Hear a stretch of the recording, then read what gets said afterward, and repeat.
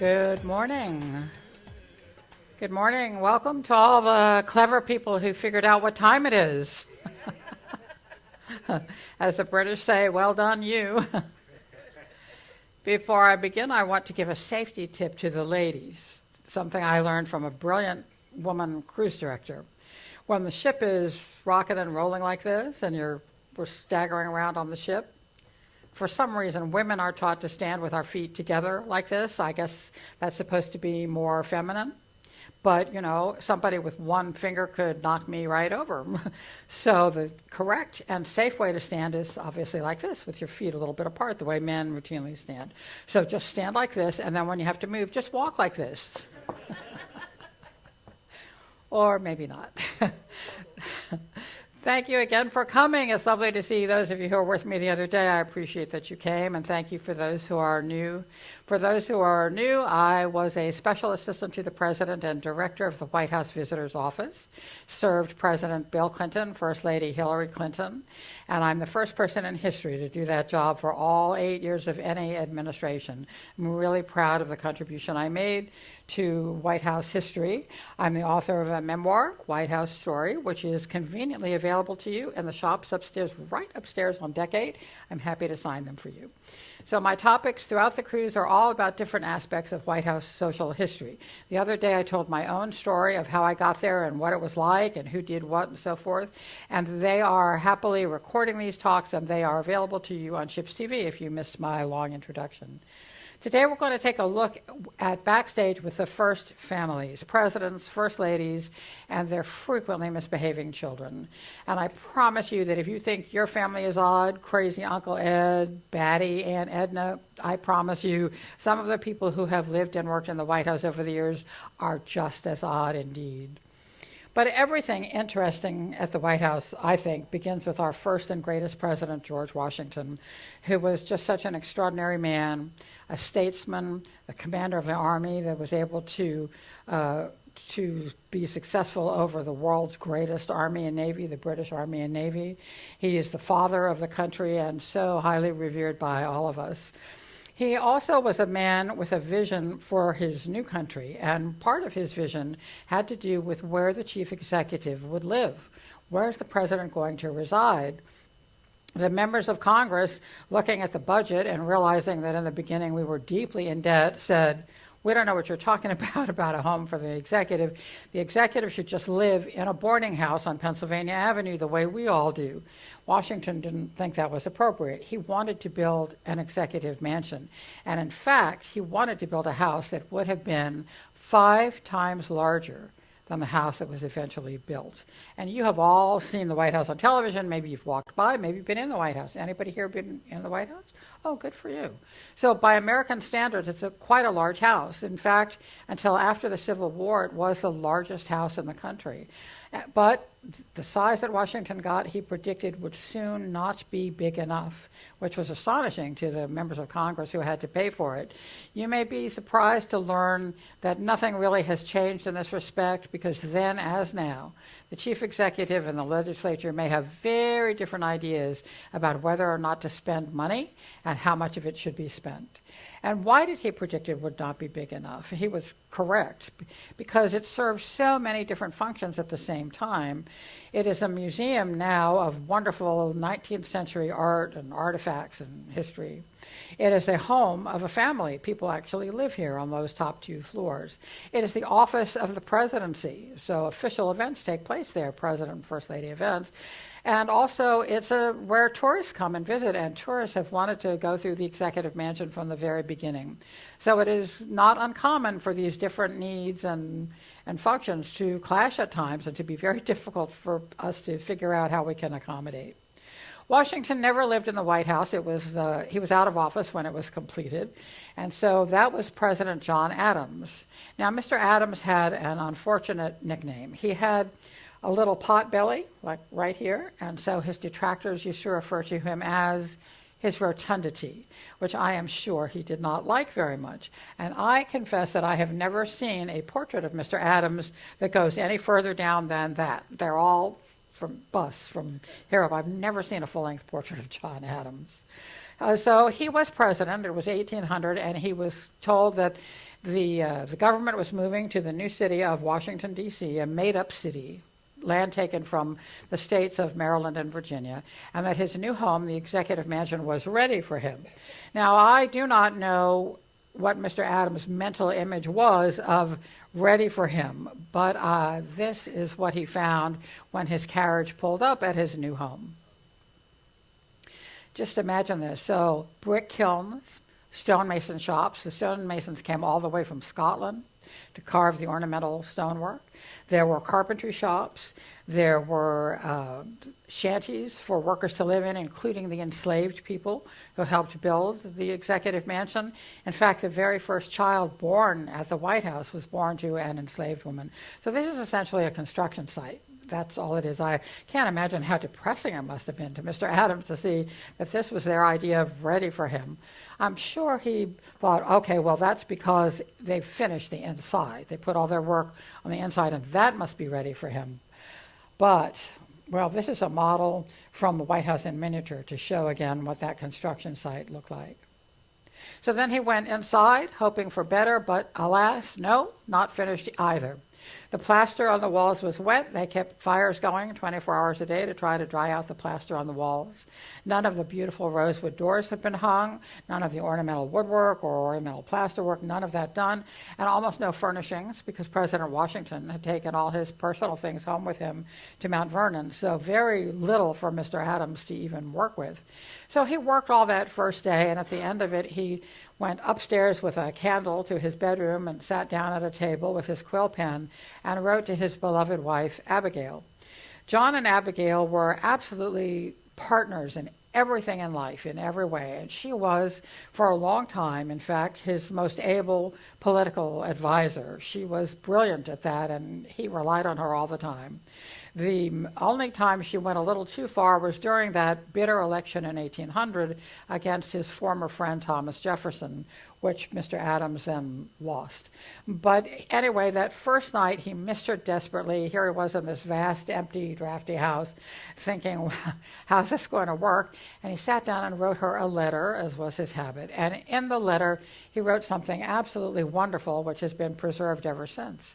He wrote to her, I pray heaven to bestow the best of blessings on this house and all who shall hereafter inhabit it. May none but honest and wise men ever rule under this roof. And because I am a modern woman, I desperately hope that there's just enough room right here to put, and women, men and women, at some time in America, rule under this roof. And because it's so inspirational, it is carved into the mantel in the state dining room to inspire presidents ever since. So thank you, Mr. Adams. Adams began to write to his wife that he needed her to come to Washington. He just desperately needed her. He needed her companionship. He needed her advice. He just needed her.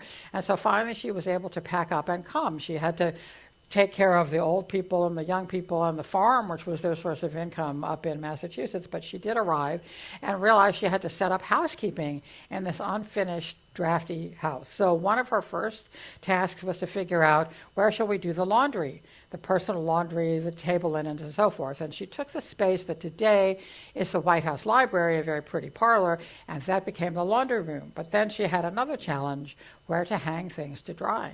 Do you want to hang the presidential knickers on a line outside, flapping in the wind as the whole city walks by to see what does the presidential family wear? No, you don't.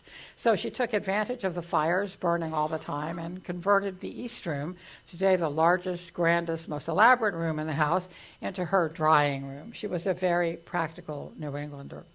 Well, as I said, they didn't live in the house very long because Adams lost that bitter election in 1800 to his former friend Thomas Jefferson, probably the most brilliant man ever to be in the presidency.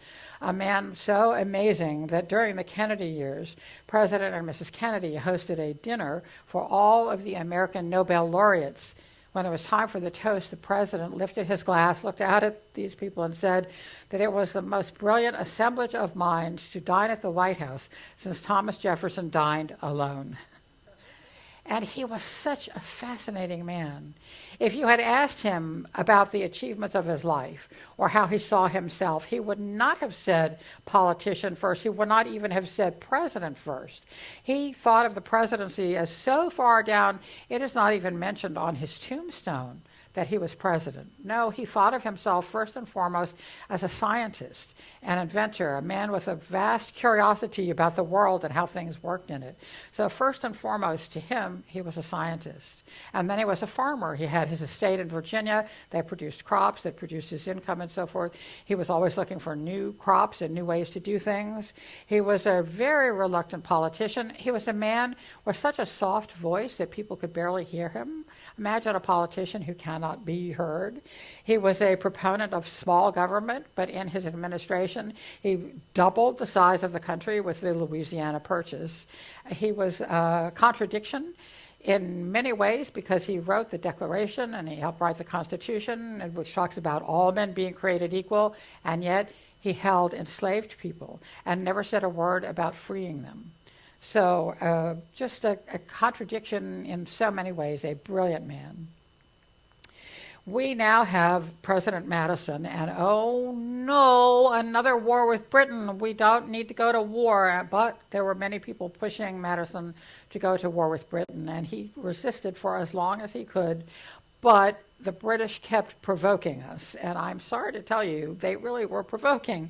They did things like stop American ships at sea, board those ships, point to the sailors and say, you can't prove that man is an American. We believe he's British. The law entitles us to take him off your ship and impress him into the British Navy, which they did quite a lot of.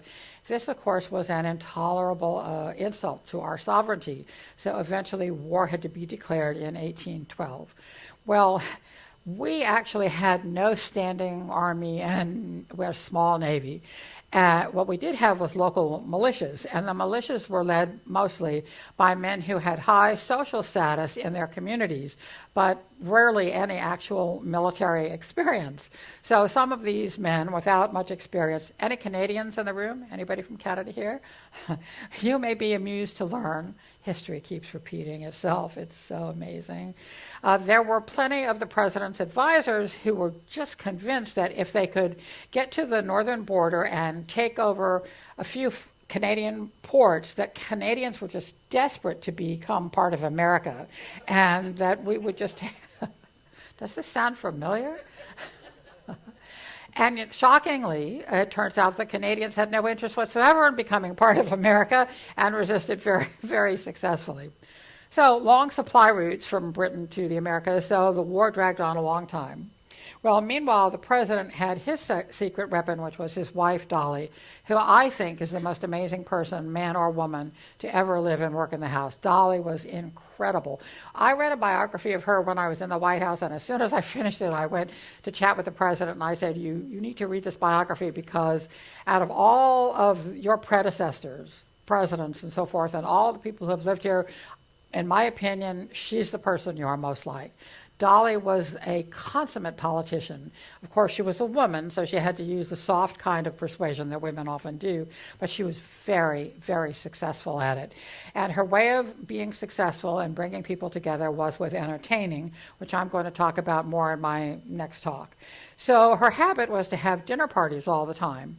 Well, the war had dragged on. Now it's August of 1814. The war had come as close as Bladensburg, Maryland, a far-out suburb of the city of Washington. In the morning, the president decided he would ride out to observe the battle. He went out on horseback with his aides to observe the battle. Well, meanwhile, as the day went on, the servants and enslaved people prepared for dinner at the house. Dolly was going to host a dinner, and the guests began to arrive. But as they were arriving, a soldier came dashing up on a horse, fell to his knees, and gasped out, "The battle is lost. The British are marching on Washington." Terrible, terrible, frightening news. Dolly's guests went running around the house, gathering up every small thing they could carry to take away to safety. The silver, Dolly's favorite canary yellow velvet drapes from what is now the Blue Room. All of the precious things that we did not have the technology, the factories and so forth to produce in America. They were imported and they were expensive. And the last thing that was saved was the portrait of George Washington, which had hung in the White House from the very beginning. It had been bolted to the wall. They didn't have time. They cut it out of the frame. They rolled it up and sent it off to safety in a cart. Now, it was so important to America and to history, and why is that? This is the portrait. Now, you are all successful, prosperous, sophisticated people. You've traveled a lot, you've been to museums, you've been to art galleries, and you are familiar with portraits that look like this. Here's George III. So here he is in this pose. There's a table. The table's a little bit messed up. There's a Roman column, the drapery. The Roman column is meant to show the validity of the government going all the way back to Rome, perhaps, and great traditions. But here he is in his very elaborate outfit. He's wearing a beautiful satin suit. He's wearing a cloak trimmed in ermine. He has a jeweled sword. He has a very haughty look on his face. But here we have George, who is in a similar pose. He's standing at a table. Oh, it's messed up. That's to show he's been working overnight on the affairs of state. The candle is burned down. Here is the Roman insignia on the table leg. Here's the column. Here's the drapery. My favorite part is that up in the corner there is a little rainbow to show that the difficulties of life are going to pass and it will be smooth sailing for America going forward. But look how different these two men are. Where George is in that fancy outfit, George III is in that fancy outfit. This George is wearing a simple velvet suit, carrying a simple silver sword, and no ermine and no jewels. What was the message? Gilbert Stuart made a fine living painting portraits of George Washington. Some of them were busts, but there are 3 of these identical, and 2 of them went off to our embassies in Europe, where they served as a kind of benign propaganda, because everyone who saw this recognized the pose and recognized what this was supposed to represent, but it was so different from the kings and emperors they were used to. And the message was, we are a real country. You'll have trade with us, you'll have treaties with us, please don't go to war with us. But this is our head of state who is not a king, not an emperor. And that was the very powerful message. So not George. Well, the British. The British came. They marched on the city of Washington. Now imagine the terror of the people in the city. They, on one end of Pennsylvania Avenue, the White House was going to go up in flames. On the other end, the Capitol, which was not even completed, was going to go up in flames. People running around desperate, couldn't figure out where to go. Where would safety even be? Where should they flee to? The British did march on the city, and they came to the White House. Now, they were led by a man named Admiral Cockburn. The men were very disciplined. They were told they could not loot, but each man was told he could take a souvenir to prove he had been at the burning of the president's house. And the admiral himself insisted on taking a chair seat cushion from the chairs in the state dining room because he said he wanted to be able to make rude remarks about Dolly Madison's bottom. He hated Dolly because she was such an effective, we could talk about public relations, she was the source of great morale for the American people, the encouragement for them during this war, and he hated her. So he took his souvenir. Well, when they arrived at the house, dinner had been set out, the food, the spirits, the wine, so they took advantage of that. They ate and they drank, and then they stepped outside the house with torches, threw the torches in, and the house went up in a vast blaze. A fire so hot that it burned all through the night and into the next day. In fact, it was only put out because of one of Washington's torrential August thunderstorms. Terrible, terrible fire. At one end, the White House; at the other end, the Capitol. It's such a disaster for the city and for the new country. Well, the war went on from August, and it was concluded by December. So meanwhile, President Madison was embarrassed to be the president on whose watch the White House had been burned down. So he was desperate to have it rebuilt. He took the original architect, James Hoban, an Irish American, and the commissioners of the city, and they went to Congress and said, you have to give us the money to rebuild. And you'll never guess what Congress said. No, we don't want to give you the money. We just built this house. We don't have the money. We don't want to rebuild. But they were able to persuade them by underreporting the damage. They said, oh, the damage to the house is not structural. It's simply cosmetic. It would be very easy for us to repair. This is a contemporaneous little drawing here, and I will leave you to decide if that looks superficial to you. It looks pretty significant to me.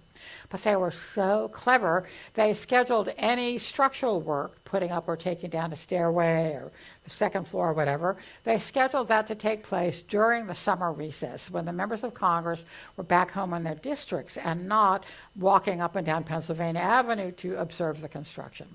They were in a hurry to rebuild and get this done, and in their hurry they rebuilt the house where in the beginning a lot of it had been done with stone. Now they rebuilt with timbers. And for a long time that was perfectly fine, but eventually it turned out to be quite a problem.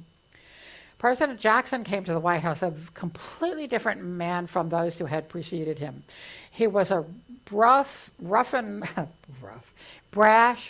ready general who was actually the general from the Battle of New Orleans, the last battle of the War of 1812, which was actually fought after the war had ended, but before news of that had reached as far as New Orleans.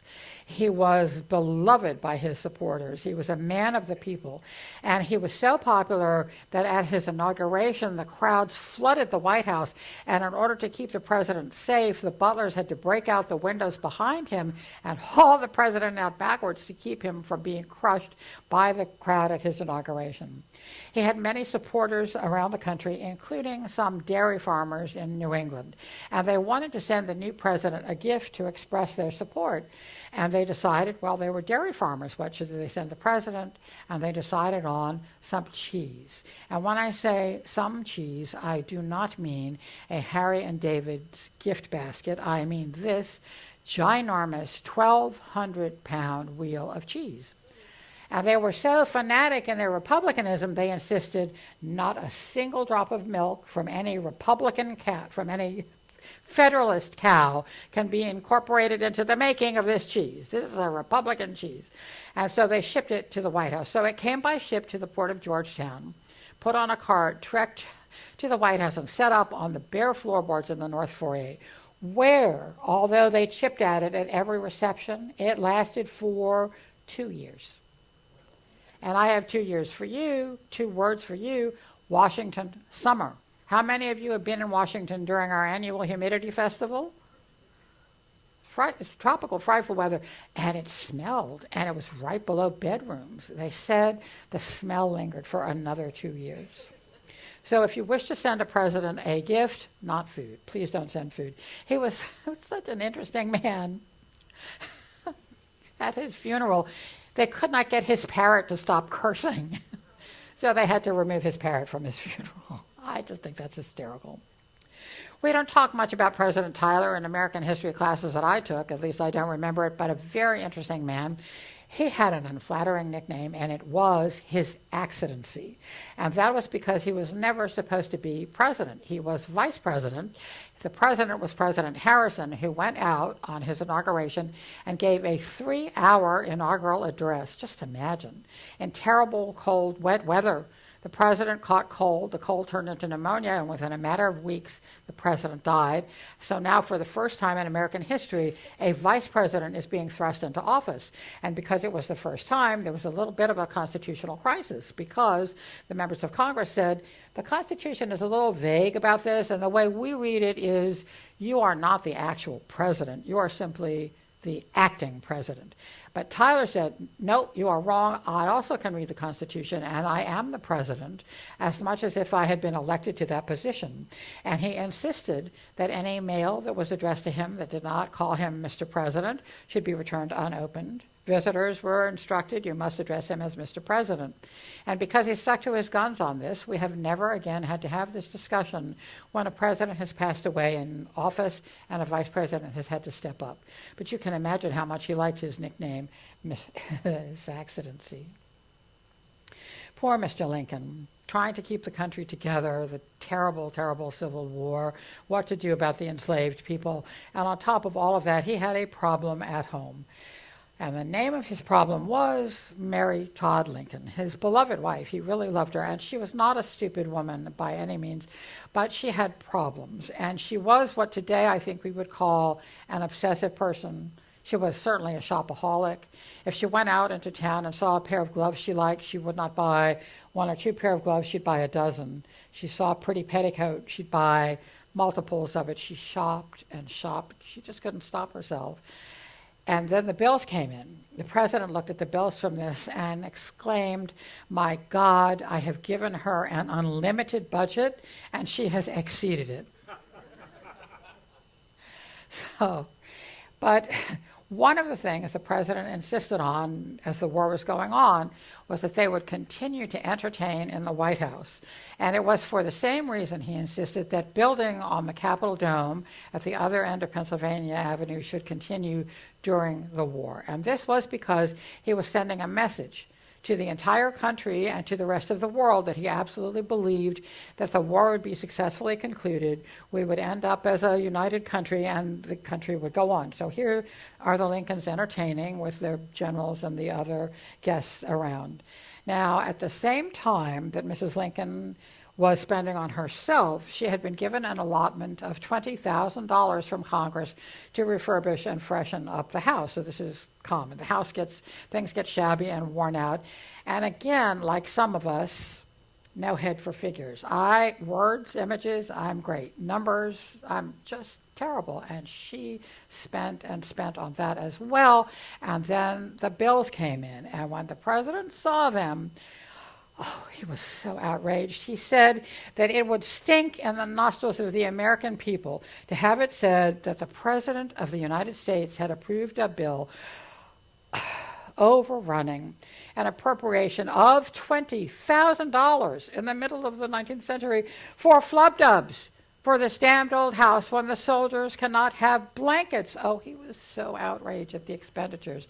What did he mean by flub-dubs? He meant things like this suite of furniture in what is today the Lincoln bedroom. He was so outraged by this, he never slept in that bed. Theodore Roosevelt, first president of the sort of modern era, arrived to the White House at the beginning of the 20th century. Another brilliant man, such an interesting man. He was a very frail and sickly, fragile kind of child. And his response to that was to go out and turn himself into the roughest, strongest man he could possibly be. He went out west. He was from a patrician New York family. He went out west and turned himself into a cowboy. He was a rough rider. He was a brilliant man with vast curiosity about life.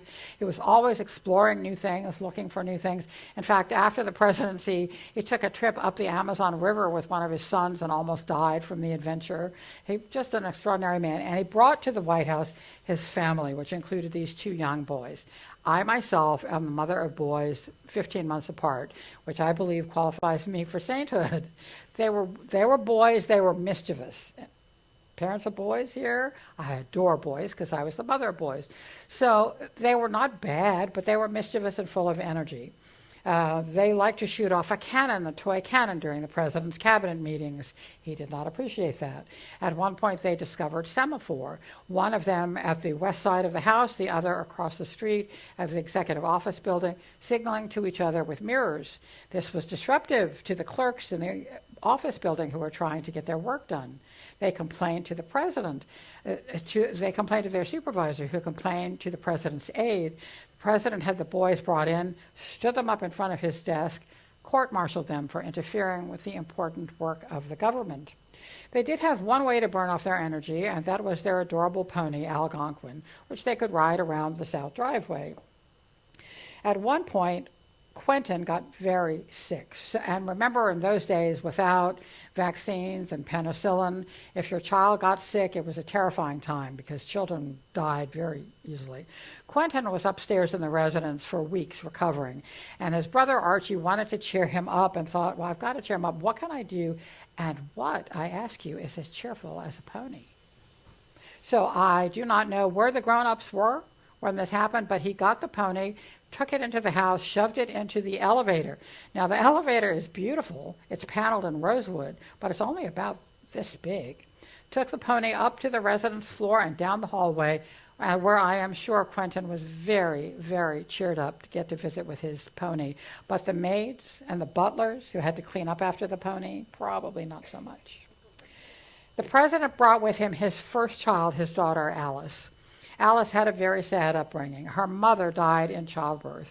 And on the same day that the president's wife died in childbirth, his beloved mother died. He was so grief-stricken he could not imagine trying to raise this baby, so Alice got handed off to one relative after another. Essentially, she was left to raise herself, and she did a very poor job of it because Alice turned out to be what at the time was called a hellion. She was so rebellious. Alice smoked cigarettes at a time when proper ladies did not smoke cigarettes, and she smoked them on the roof of the White House. Alice had a pet garter snake, Emily Spinach, which she carried in her little evening bag, and she would take it out and have it wrapped around her wrist at cocktail parties. Alice went to nightclubs. Proper ladies did not do that. She hung out with a fast crowd. All of this was so embarrassing to the president. It was catnip to the press because any story they could print about Alice Roosevelt, they sold lots of extra copies, but it was so embarrassing to the president that at one point one of his aides said to him, "Sir, you have to control Alice. This is such an embarrassment to you." And the president's response was, "My good man, I'm not sure you understand. I am the president of the United States. I can either try to control Alice or run the country. I cannot possibly be expected to do both." Some of us, as we age, we become a little softer around the edges, a little more mellow. Not Alice. She, in case you cannot read what it says on her pillow, it says, if you don't have something nice to say about somebody, sit right here by me. She loved gossip. The juicier, the better. Here's another president we don't talk about much, a vice president thrust into office. You won't believe it, a politician who hated to talk. Can you imagine? He was pathologically opposed to talk, not just political speech, but conversation. Everyone knew it. At a dinner party one night, a lady was seated next to him, turned to the president and said, "Mr. President, you simply must talk to me. I bet $100 I could get more than 3 words out of you." The president looked at her and said, "You lose."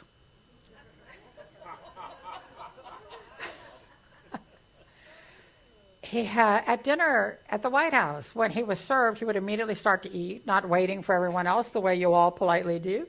As soon as he was finished, he would get up and leave the room, leading the First Lady to make excuses. "Oh, the affairs of state, he's so busy." But everyone knew it was because he just did not like conversation. He just did not want to be social. He had a hobby, which was fly fishing. Anybody here do fly fishing? My dad did that. It's a beautiful sport. And he had a special outfit for fly fishing, which consisted of a white linen suit and white kid gloves. And this was such a ridiculous outfit for fishing that even his wife teased him. So he said, "I will make it more casual." And he got rid of the white kid gloves, replaced them with tan kid gloves. That was his idea of a casual outfit. He had a fishing camp in the mountains of Maryland where he would go, and because he didn't want to mess up his white linen suit, it would require his Secret Service agents to bait the hooks for him, and if he caught anything, to take the fish off the hooks for him. One day he was sitting on the deck of his camp, and he looked out. There was another man in the river fishing and successfully taking fish. The president pointed to him, said to the agents, "That is my part of the river. Those are my fish. I require you to go and confiscate them." Because those are my fish. Such a stingy man.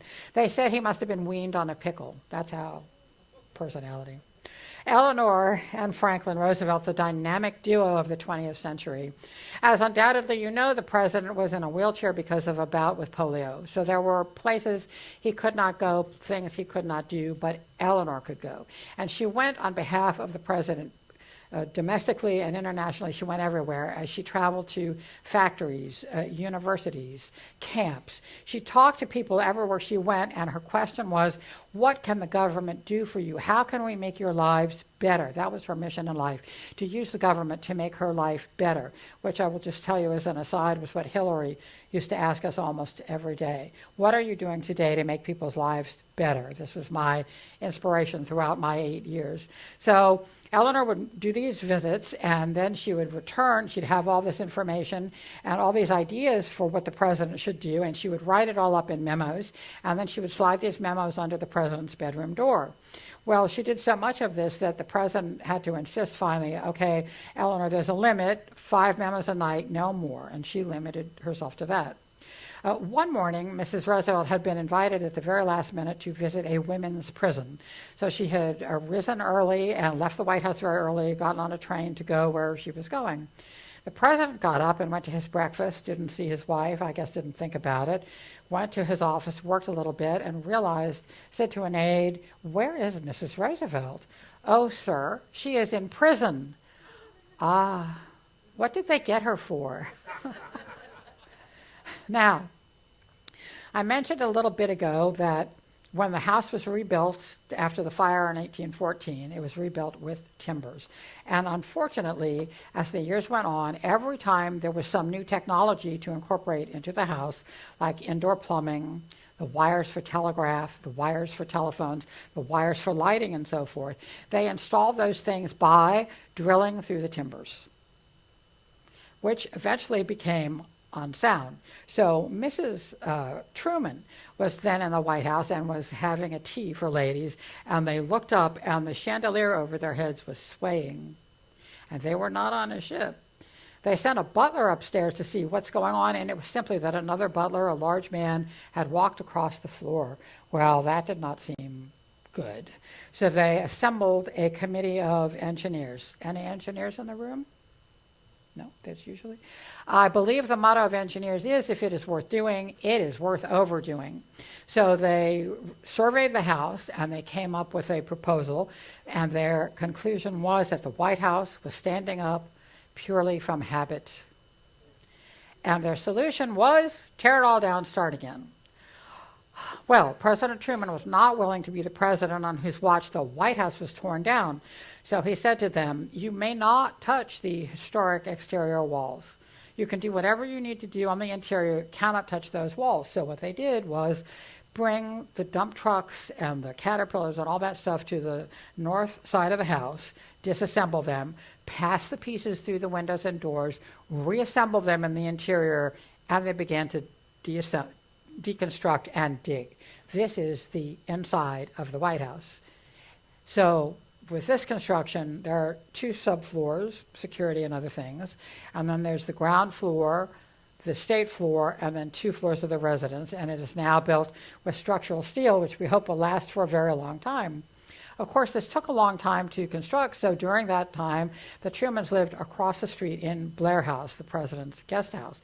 Well, when the house was finally ready to be occupied, President Truman wanted to make one change. He wanted to build this balcony, which is not part of the original house. So he went to Congress and said, "I need $5,000, want to build this balcony." Guess what Congress said to him? "Thank you. No, number one, we don't want to give you the money. And number two, we don't think you should be altering the facade of the White House." Well, Mr. Truman, being Truman and thinking to himself, "Look, I have sacrificed by living outside the house for all these years. I think I'm entitled." So he took $5,000 out of operating funds and built the balcony. And it is such a blessing to the White House. It's a wonderful space. The White House Washington has cold, damp winters, sleet, rain, snow, unpleasant. And we have our humidity festival in the summer. But autumn and spring in Washington are so wonderful. And it's fabulous for entertaining. Here's President George W. Bush, Mrs. Bush, entertaining President Vicente Fox of Mexico at the beginning of a state visit. So presidents and first ladies are grateful to Mr. Truman. I'm from Washington, D.C. My dad was a journalist. John Kennedy is the first president I'm kind of aware of in my life, and he came such excitement in the city and everywhere, this new, exciting young president with so much charisma, and he brought with him his beautiful young family. It's so hard to believe this then little boy and then man gone so early in life. There they are enjoying the Resolute desk. And of course he brought with him his amazing wife, beautiful, stylish. I mean, this is the president of France, and he can't take his eyes off the first lady. That's how mesmerized. She had star quality. So Mrs. Kennedy came to the White House not at all intimidated by living in this grand house. She was accustomed to grand houses. She had grown up in them. And she had her own ideas about how the house should be run. And one of her ideas had to do with the fountains. There's a fountain here on the south side, and there's another fountain on the north lawn. So she instructed the ushers, the people who run the house, that she wanted the fountains on all the time, including in the winter. The winter of 1961, when they first came to the White House, was bitterly cold. And one morning, Mrs. Kennedy looked out from a residence window and saw that this fountain was not on. She called the ushers to remind them, I want the fountains to be on. They sent some of the plumbers down to take a look at it.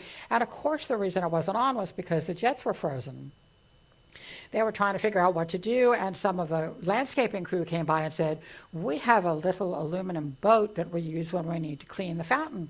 Would you like us to bring that? Oh, yes, bring that. So they brought the little boat, and the plumbers got in the boat and started poling themselves around the fountain with the oars.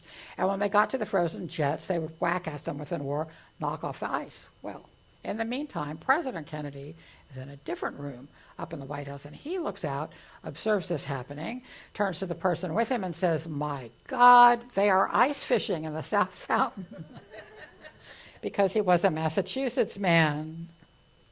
Lyndon Johnson was a very difficult man. He had a big temper. His style of management was to always keep people off balance. He would call people in the middle of the night and scream at them about this or that. He was very difficult. And when he came to the White House, he had one thing that he was fanatic about, and that was he wanted the White House plumbers to create for him a very specific shower. It had to be an enormous shower. It had to have multiple jets with enough water pressure for a fire hose. The jets had to be stationed so they were aimed in very specific places. And, you know, the White House is already an old house, and so the plumbers had a lot of trouble doing this. Today, you can go to Home Depot or Lowe's or Waterworks, and you yourself or your contractor can get all the parts and install a shower like that, but not in the 1960s. So the plumbers had a terrible time. They worked on this shower for a year, and they just couldn't get it to where the president wanted. It was so stressful that the chief plumber had a nervous breakdown and had to be off work for a year to recover. That's how stressful it was. It got to the point where they'd work on it during the day, and then one of the ushers would step into the shower fully clothed. They would turn everything on and say, did we get it right this time? One morning, the president stepped into his new shower, took his shower, got out, and his valet put a robe around him. Johnson's habit was to take a shower first thing, go down to the ground floor where they had taken a space and turned it into a space for a massage. He had a masseur, and the president would have a massage first thing in the morning, then dress, and then go to the Oval Office. Well, the minute the president left the residence, the valet called the masseur and said, oh, break out the cotton swabs and the alcohol, and for God's sake, keep your mouth shut. Because how many of you have done home plumbing, and you may be familiar with plumber's gunk? Anybody? Plumber's gunk is a green slimy substance that you put on the threads of a pipe so that when you put pipes together, they don't leak. The plumbers had neglected to flush the extra plumber's gunk out of the pipes. So when the president got out of his shower, his back covered in green slime. And the valet knew that if the president knew that happened, he would have fired everyone. So when the president arrived downstairs, the masseur said, oh, sir, let's begin on your back. Lie on your stomach, and I'll begin. And then later they called the plumbers and said, we saved every one of your jobs. He would have fired you in a heartbeat. Because I was a friend of the president's from college, I had a privilege that most people on staff did not have. And my favorite privilege was that if the president was not busy, I could spend a few minutes with him, chat with him about mutual friends I had seen, classmates, something I had read or seen that I thought he would be interested in. This is a privilege that I was honored to have. And at this point in the White House years, the president's daughter, Chelsea, was trying to decide where to go to college. And the president and Hillary both talked publicly about what a difficult time this was for them. Chelsea is an only child, very close family. They were dreading the idea of having her go away. The president lobbied for her to go to Georgetown, his alma mater, so she could stay in Washington. Hillary talked about it quite a lot. Well, I had just had this experience with my oldest son, who had gone off first to boot camp because he joined the Army Reserves and then to college. I remember spending the entire day weeping, but you get over it. So I wanted to be encouraging to the president. I said, Mr. President, I know this is difficult for you, but trust me, it will be fine. You will get over your grief, and you will still be close, still have that wonderful relationship. She will still love you as much. It will just be different. And I know you and Hillary don't want to rain on her excitement about going off on this new stage in her adventure. And he looked at me and said something I did not expect. He said, I know. I thought about it last night, and I have decided. What have you decided, sir? I have decided she can go anywhere she wants. We are going with her. Oh, well, sir, the way it works normally is no matter how much they love you, they don't want you going off to university with them. I don't care. I'm the President of the United States. I can go wherever I want. Indeed, sir, you can, but I just have to ask, have you run this past Hillary? Because she had too much common sense. And in the end, Chelsea chose to go to Stanford University on the West Coast, as far geographically as you can get from Washington, D.C., and they turned out to be typical college student parents. They went to parents' days and weekends at the school. They helped her move into her dorm room. They tried to make it as normal an experience for her as possible. But it was a real privilege for me to be able to have that relationship with the president. So I hope you have enjoyed my stories today. I have more stories in my memoir, which is available on the 8th floor. You just go out from here, take the elevator straight up, and you are there. I am very happy to autograph them for you. I want to thank you for coming. I hope you have a brilliant day. It looks like the weather is fabulous. And I hope I will see you for my next talk, which is all about parties entertaining at the White House, from George Washington to Donald Trump, dress swords to gate crashers. So I hope I see you then. Thank you so much for coming. Have a great day. Thank you.